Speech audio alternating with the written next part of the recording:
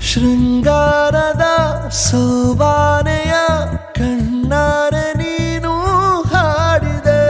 ಈ ಹಾಡಿಗೆ ಕುಣಿದಾಡುವ ಸಾಹಸವ ಯಾಕೆ ಮಾಡುವೆ? ಸೌಗಂಧದ ಸುಳಿಯಾಗಿ ನೀ ನನ್ನೆದೆಗೆ ಬೇಲಿ ಹಾಕಿದೆ.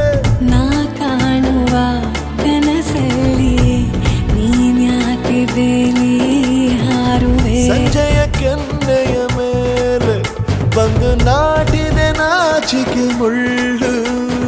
ಮನದ ಮಗು ಹಠ ಮಾಡಿದೆ ಮಾಡುವ ಕೊಂಗಾಟವ.